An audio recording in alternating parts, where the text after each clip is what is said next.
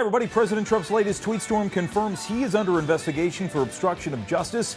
Check the rundown. We're talking about that and much more tonight on 5 at 6:30. Of course, if you want to engage with us, hashtag 5 at 6:30 and tweet us. We make sure tweet on the air. Meanwhile, the latest Twitter rant from the president covered a lot of ground. He tweeted, "I am being investigated for firing the FBI director by the man who told me to fire the FBI director," which appears to confirm he has knowledge that he is under investigation. But a source close to the Trump legal team says the president was simply referring to a Washington Post story from Wednesday night.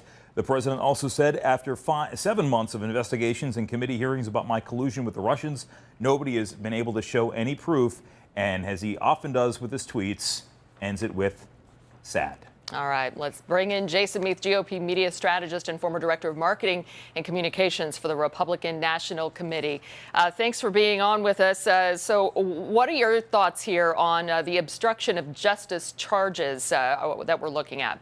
Well, I could say that it's sad. It really is. Look, I think that the Democrats need to, someone needs to appoint a special psychiatrist to the Democrats on this.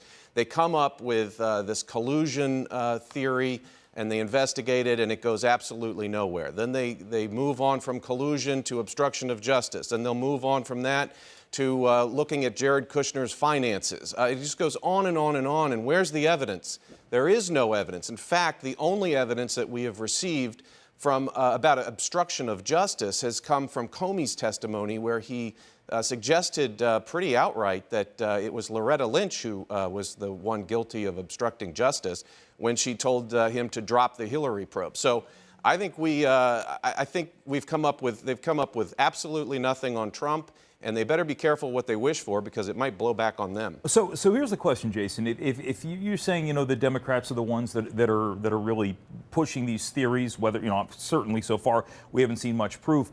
It's still a Republican-run Senate, and they're the ones holding these hearings. Yeah. Well, the Republicans, some of them, like John McCain, have shown that they're pretty weak when it comes to defending their own president. But I will say that there's some disturbing things going on with this investigation. One of them is that Mueller himself has hired a team of lawyers to look into these allegations, and they're Hillary Clinton donors. In fact, they've maxed out last election to Hillary Clinton and our Obama supporters. So I know everybody says that Mueller is just to be respected and he's got this sterling reputation. Well, guess what? All credibility on him have gone right out the window because of that fact alone. I don't know about that. I mean, there's probably some questioning on that, but let's talk about Trump tweeting. I know you're a GOP strategist here, but is this a good idea? Is this a mistake for him to be making these comments on Twitter if he's under investigation? Stuff like this can be used in the court of law. Look, I think that Trump is under assault from the media. He's under assault from members of the Democratic Party. He's under assault from various holdovers and leftovers within the government who are leaking and, providing themselves as anonymous sources, both in the intelligence community and even in the White House. So how does he get his message out? He can't rely on just about anybody else to do it. Maybe a handful of loyalists that he has by his side in the White House. He goes to Twitter. And in the case the tweets that you just read, I actually think that he is accurately framing the argument here, is that Rod Rosenstein basically said that he ought to fire Comey. Trump goes and fires Comey, and then Rosenstein and his friends decide that they're going to investigate the president for firing Comey. Now when you say Rosenstein, it's absurd. When you say Rosenstein and his friends, who are you referring to as his friends? Well, the team of investigators that they're all, working with, on this investigation.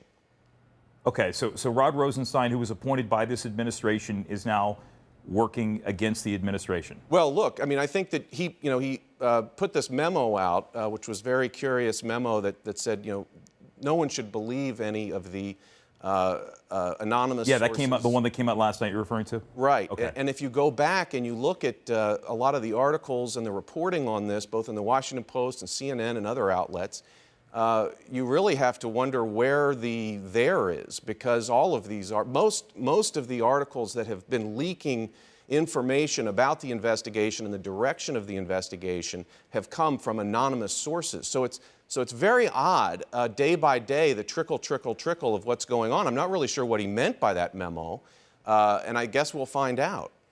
All right, let's talk a little bit quickly about the vice president, of course, now lawyering up. People look at that and many times automatically think it's some sort of impression of guilt. But is this just smart on his part to really lawyer up and just be careful about what may come his way? I think so. I think that with any investigation of this kind, you remember the Whitewater investigation and the investigation during the Clinton administration.